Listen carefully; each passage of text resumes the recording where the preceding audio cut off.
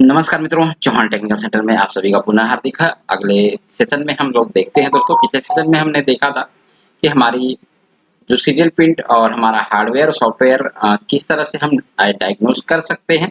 तो सॉफ्टवेयर को डायग्नोस करने के लिए अभी बहुत सारे पार्ट बाकी हैं, लेकिन वो भी हार्डवेयर के हम प्रैक्टिकल क्लासेस पीक के माध्यम से हम देखना चाहते हैं कि हमारी जो एक्चुअल सप्लाई जो अभी न्यू मदरबोर्ड जो आ रहे हैं, उसके अंदर हमारे कॉम्बो मदरबोर्ड जो आ रहे हैं, वो किस तरह से काम करते हैं दोस्तों। तो सबसे पहले देखिए, find out hardware and software serial print information.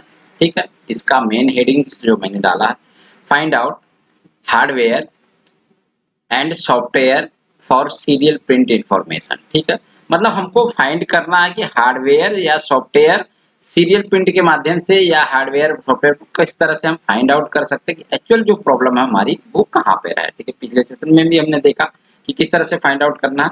यहाँ हम स्लाइड के माध्यम से, पिक के माध्यम से देखने की कोशिश करते हैं दोस्तों। ठीक है, हार्डवेयर। ठीक है, अभी हम हार्डवेयर को लेके चलेंगे कि हार्डवेयर में सबसे पहले प्रोसेस जो हमारे पास कोई मदरबोर्ड आ जाता है, मान के नो इंडिकेटर में आता है या फिर हमारा इंडिकेटर आता है ऑन नहीं होता है, तो उस कंडीशंस में हमें क्या क्या हार्डवेयर के सिस्टम को चेक करना है दोस्तों। तो सबसे पहले मदरबोर्ड के अंदर देखेंगे जो हमारी मेन सप्लाइयाँ होती हैं, उनको हमें डायग्नोस करने की आवश्यकता होती है दोस्तों। सप्लाइयाँ जो है वो कौन कौन सी सप्लाइयाँ कहाँ कहाँ मिलती हैं। ठीक है, जैसे यहाँ पर कुछ बोर्ड में अंदर देखने को, ये बोर्ड जो हमारा देखो N.H 352.819 वर्जन 3 वाला है। ये हाई सिलिकॉन का बोर्ड है दोस्तों, 8 GB 1 GB रैम, 8 GB जो है ये एमएमसी इसके अंदर लगी है। इसके स्क्वायर देखेंगे, फुल स्क्वायर में ये लगी हुई है। ठीक है, तो ये 8 GB का है। अगर इसके हाफ स्क्वायर में लगी होती तो इससे भी हम पता लगा लेंगे, यहाँ से हाफ स्क्वायर में लगी है तो ये 4 GB की एमएमसी होगी। ठीक है, रैम साइज यहाँ पर और भी स्पेस दे रखा है, यहाँ और बढ़ाना चाहते हैं तो आप और बढ़ा सकते हैं। ठीक है, तो इस हिसाब से आप इसको रैम को भी एक्सटेंड कर सकते हैं। मेमोरी तो हालांकि यहाँ पर आप बढ़ाने के लिए बढ़ा सकते हैं, 8 GB की जगह 16 GB भी लगा सकते हैं, 32 GB भी लगा सकते हैं। वो आपके ऊपर डिपेंड करता है, आप कितना इसको यूज करना चाहते हैं वो कर सकते हैं। सॉफ्टवेयर आप इसी को बैकअप लेकर आप यहाँ पर 16 GB का भी आप डाल सकते हैं, 32 GB का भी डाल सकते हैं। ठीक है, तो रैम भी एक्सपेंड कर सकते हैं यहाँ पर, लेकिन कंपनी के डिजाइन के अकॉर्डिंग सब कुछ लिखा जाता है। जब जब सॉफ्टवेयर लिखा जाता है दोस्तों, मान के चलिए जो फर्मवेयर होता है हमारा, वो तो हमारे माइक्रो कंट्रोलर के अकॉर्डिंग लिखा जाता है। ये माइक्रो कंट्रोलर है जो उसके अकॉर्डिंग लिखा जाता है, लेकिन सॉफ्टवेयर जो है हमारा रैम रोम को देखते हुए और इसके रेगुलेटर फंक्शंस और इसके जो पिंस हैं, पिंस के माइक्रो कंट्रोलर के पिंस के अकॉर्डिंग हमारा जो है हार्डवेयर सिस्टम बना होता है। उसको चलाने के लिए हमारे सॉफ्टवेयर की आवश्यकता पड़ती है। तो सॉफ्टवेयर मैन्युफैक्चर कंपनियां क्या करती हैं, उसी के अकॉर्डिंग हमारे प्रोसेसर के अकॉर्डिंग जो है वो सॉफ्टवेयर लिखती हैं कि हमारा किस तरह से फंक्शंस जो है वो काम करने चाहिए। चलिए दोस्तों देखते हैं। तो सबसे पहले तो इसके अंदर जो हार्डवेयर सिस्टम में हमें देखना होता है, मान के चलिए हमारा सेट लो इंडिकेटर या इंडिकेटर में है, स्टैंड बाई से बाहर नहीं निकल रहा, तो उसमें हमें क्या आवश्यकता पड़ेगी दोस्तों। तो सबसे पहले यहाँ पर देखेंगे ये रेगुलेटर दिखाई दे रहा है, ये 5 वोल्ट का रेगुलेटर। इसको जूम करके मैं दिखाने की कोशिश करूंगा। ठीक है, देखिए इसमें 8 पिन का जो है वो आपको यहाँ पर एक आईसी का प्रयोग किया है 8 पिन का, और ये आपका बक कॉइल है। ठीक है, इसके द्वारा यहाँ पर जो इनपुट सप्लाई होगी वो 12 वोल्ट होगी। 12 वोल्ट से ये क्या करेगा, बक बनाकर 5 वोल्ट जनरेट करेगा। तो हमें सबसे पहले यहाँ पर जो 12 वोल्ट की सप्लाई है दोस्तों, यहाँ पर जो मिलने वाली सप्लाई ये 12 वोल्ट है। 12 वोल्ट के बाद हमें जो सप्लाई चेक करनी होती है, फर्स्ट सप्लाई वो 5 वोल्ट चेक करनी होती है। ठीक है, अब 5 वोल्ट को हमें डायग्नोस करना होता है, तो हमें 5 वोल्ट हमारे मल्टीमीटर में किस तरह से शो करता है दोस्तों, उसको देखने की आवश्यकता है। जो 5 वोल्ट सप्लाई है इतना 5.131, ठीक है, समथिंग समथिंग इतनी वोल्टेज हमारी होनी चाहिए, 5 वोल्ट से नीचे नहीं आना चाहिए दोस्तों। अगर ये 5 वोल्ट से नीचे आ रही है तो हमें और भी सप्लाइयाँ, जो आगे वाली सप्लाइयाँ उनको भी ये प्रॉब्लम क्रिएट करेगा और हमारा सेट को रीस्टार्ट करने का काम करेगा। तो रीस्टार्ट जो होता है हमारा सेट, उसमें बहुत सारे चीजें देखनी होती है। हमें हार्डवेयर से लेकर सॉफ्टवेयर दोनों चीजों को देखना होता है। पहले हम हार्डवेयर सिस्टम को सही से जांचेंगे कि ये जो सप्लाइयाँ हैं दोस्तों 5 वोल्ट से ऊपर ही होनी चाहिए, इससे नीचे नहीं होनी चाहिए। जहाँ पर मल्टीमीटर में मैंने इसको डायग्नोस करके आप लोगों को पिक लगा दिया है, तो यहाँ पर 5.131 वोल्टेज के समथिंग समथिंग यहाँ पर जो है शो हो रहा है, 5.2 के लमसम, 1.5 वोल्ट के लमसम। ठीक है, चलिए अगले साइड में देखते हैं दोस्तों।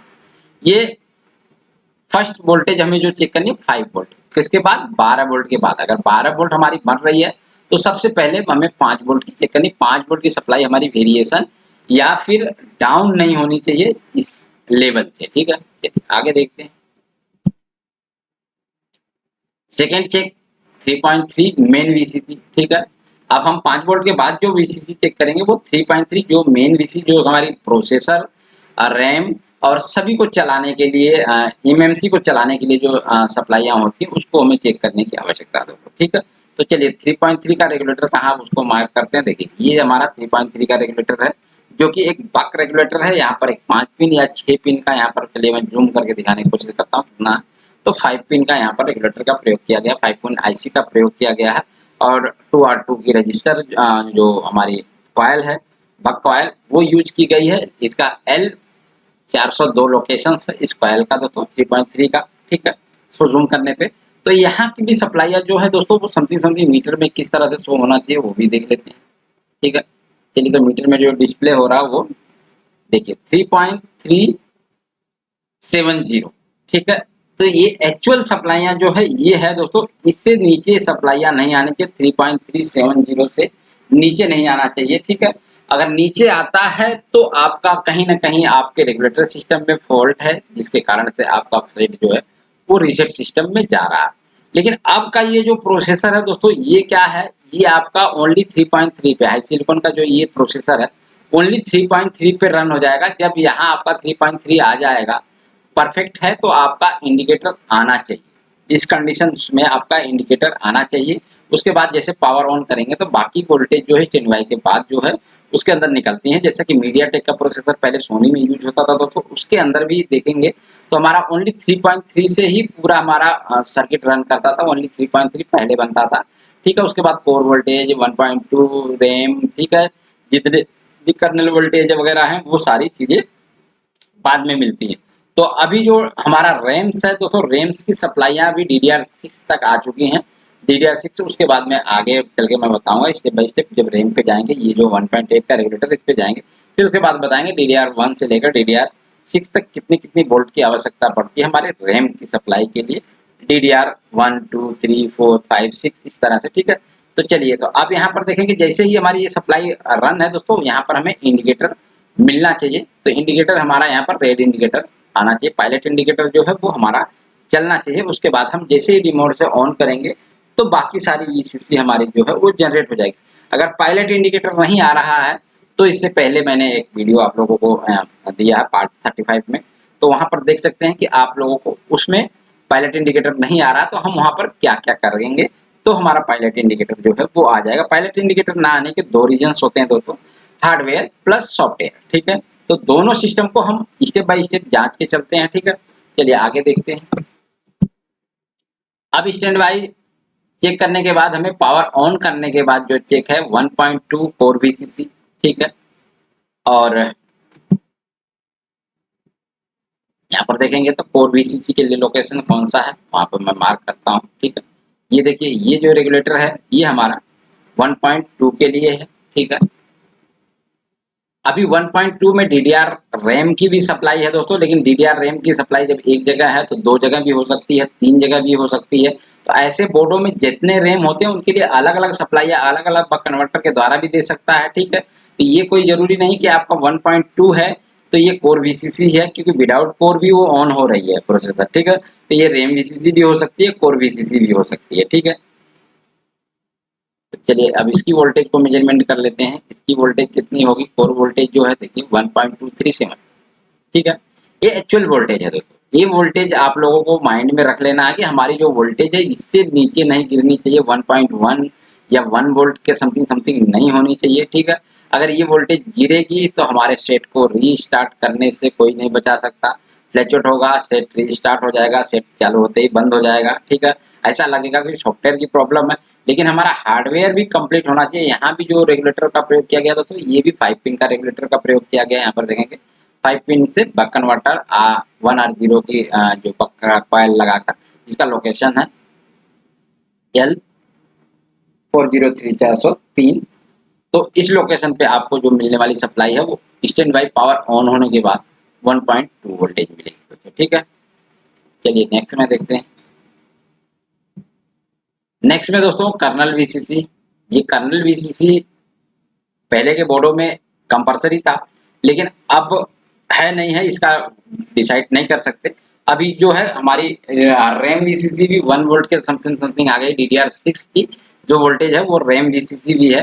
तो आपका फास्ट जितना भी मदरबोर्ड फास्ट होगा उसके अंदर जो हमें देखने को मिलेगा, तो अलग-अलग सप्लाइयाँ देखने को मिले। कर्नल की जगह आपको रैम वीसीसी भी देखने को मिल सकती है दोस्तों। ठीक है, चलिए इसके देखते हैं 1 वोल्ट की लोकेशन जो है दोस्तों वो कहाँ पे है देख लीजिए यहाँ पर। यहाँ पर भी 5 पिन या 6 पिन का रेगुलेटर का प्रयोग किया गया होगा, तो ज़ूम करके हम देख लेते हैं उसमें। यहाँ पर 6 पिन का रेगुलेटर का प्रयोग किया गया है। 12 की यहाँ पर भी बक कॉइल जो है लगी है। ठीक है, यहाँ पर देखेंगे 6 पिन का जो रेगुलेटर आईसी है वो प्रयोग की गई है दोस्तों। ठीक है, एक बक कन्वर्टर के द्वारा जो सप्लाई बनाई जाती है वो दोस्तों एम्पेयर के माध्यम से और उसके माध्यम से सभी के माध्यम से होती है, खास करके लीनियर रेगुलेटर के अकॉर्डिंग। लीनियर रेगुलेटर में क्या है, अगर हाई वोल्टेज आप इनपुट में दे देंगे, आउटपुट में कम वोल्टेज निकालेंगे, तो ये क्या है, इसके हीट होने या जलने के चांसेस ज्यादा होते हैं। जबकि बक रेगुलेटर में ऐसा कुछ नहीं है। बक रेगुलेटर अपने हिसाब से स्विचिंग करा के ये एडजस्टेबल वोल्टेज जो है आपको आउटपुट में देता है, और यहाँ पर हीटिंग की प्रॉब्लम नहीं होती है, और एम्पेयर भी इसके समथिंग समथिंग 3 एम्पेयर के लगभग मिलते रहते हैं दोस्तों। ठीक है, चलिए तो अब आगे देखते हैं इसकी डिस्प्ले में कितने वोल्टेज हमें प्राप्त होगी 1 वोल्ट वाली। देखिए 1061।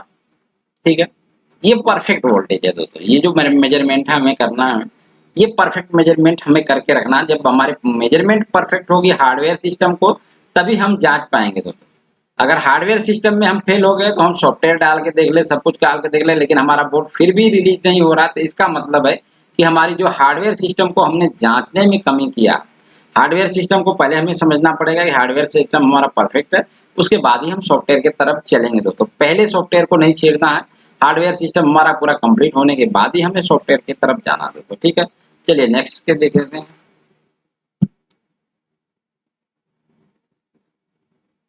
नेक्स्ट में देखेंगे दोस्तों, तो हमारा जो ये रेगुलेटर है, लीनियर रेगुलेटर जिसको बोलते हैं, 1.2, 1.5, 1.8, 1.2, ठीक है, इस तरह से अलग अलग वैल्यूज में ये रेगुलेटर, लीनियर रेगुलेटर जो 1117 है वो आते हैं दोस्तों। ठीक है, चलो इसको जूम करके देख लेते हैं। 117 मतलब 1117 इसका नंबर होता है दोस्तों। ठीक है, और यहाँ पर देखेंगे इसकी जो सेंटर वाली पॉइंट होती है, ये आपका जो है आउटपुट पॉइंट होता है, ये इसका इनपुट पॉइंट होगा। पिन नंबर 3 पे आपकी 5 वोल्ट वीसीसी आएगी, जो कि ऑन होने के बाद यहाँ पर आएगी। और पिन नंबर 1 जो है ये ग्राउंड होगा। पिन नंबर 3 से हमारी आउटपुट वोल्टेज निकलेगी, कितनी निकलेगी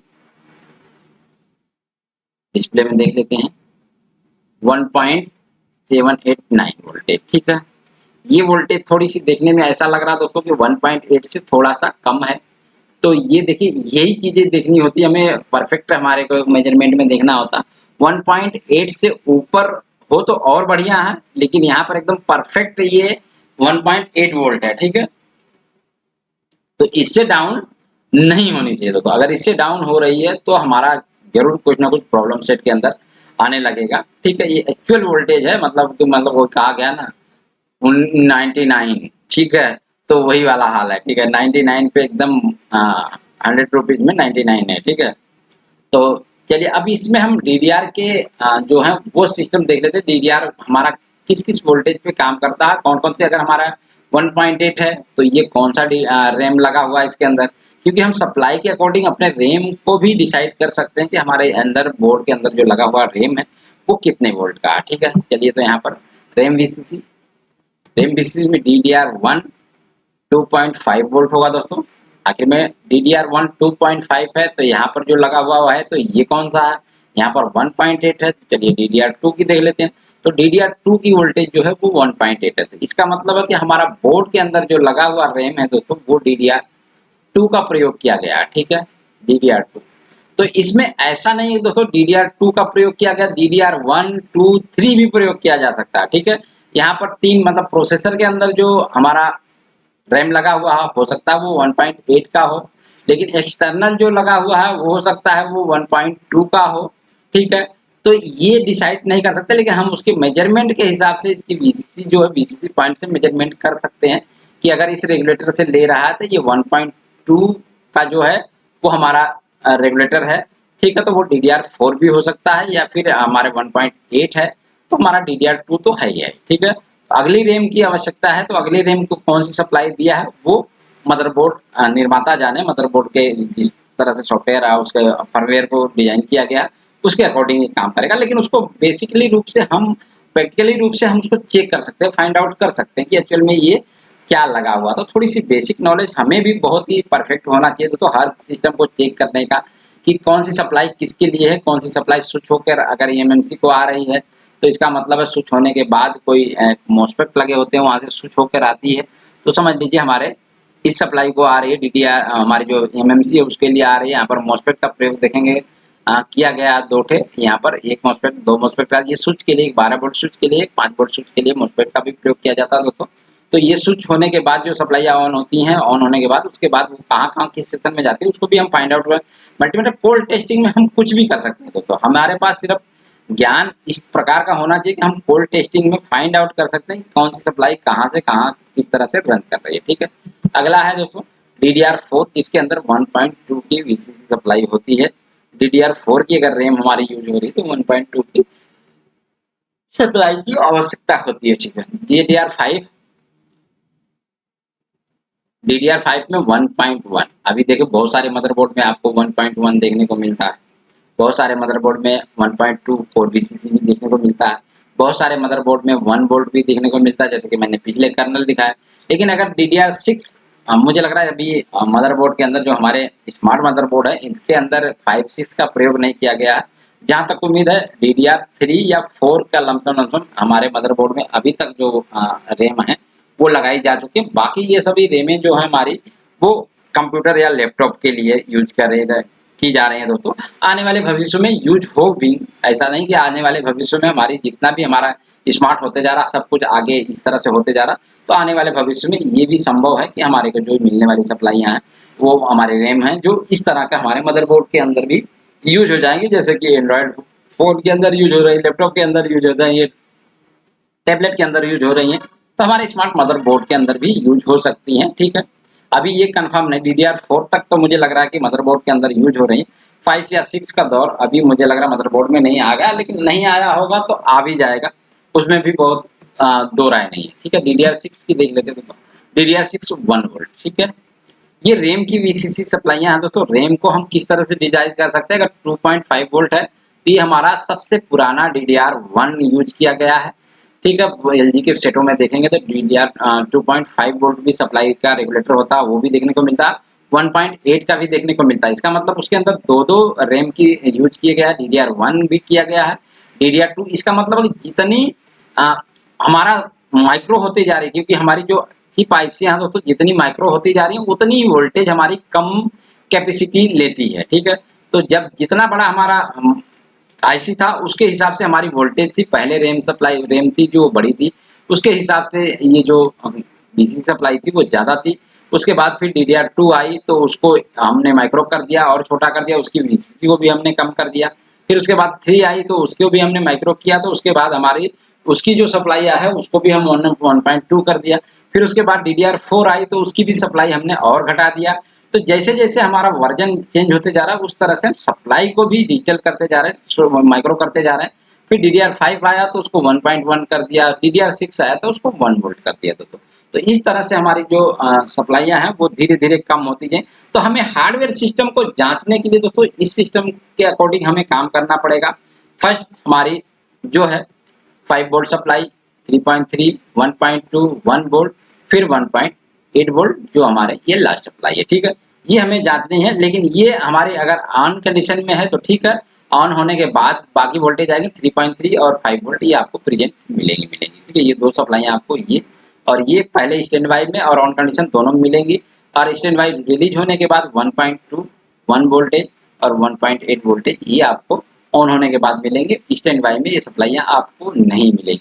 अगर स्टैंड बाय में ये सप्लाइयाँ मिलती है, रेड इंडिकेटर है, सप्लाइयाँ फिर भी मिल रही हैं दोस्तों, तो वो भी आगे चल के बताएंगे। उसके लिए हार्डवेयर जिम्मेदार होता है या सॉफ्टवेयर जिम्मेदार होता है। तो स्टेप बाय स्टेप आप लोग सारी कहानियों को समझते रहें दोस्तों और बने रहें चौहान टेक्निकल सेंटर से।